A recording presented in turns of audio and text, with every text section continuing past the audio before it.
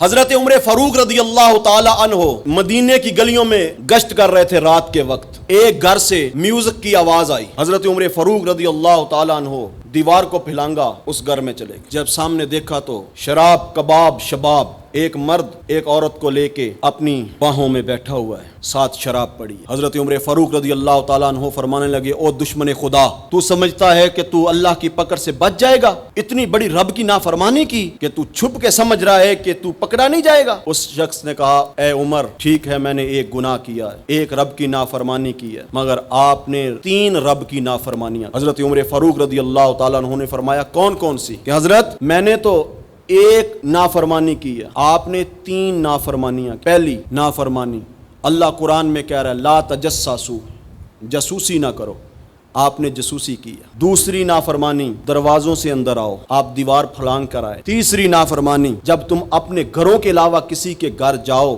تو اجازت لے کے جاؤ, تو آپ اجازت کے بغیر میرے گھر میں آ گئے. میں نے تو ایک غلطی کی, آپ 3 غلطیاں کر رہے ہیں. پرائیویٹ زندگی کی اسلام میں کتنی قدر ہے, کتنا احترام کی نگاہ سے دیکھا جاتا ہے پرائیویٹ زندگی کو. یہ ہے اسلام. آپ نے 3 غلطیاں کی, میں نے ایک کی. حضرت عمر فرمانے لگے, اگر میں تجھے معاف کر دوں تو تو اپنے گناہوں سے باز آ جائے گا؟ کہا حضور میں باز آ جاؤں گا.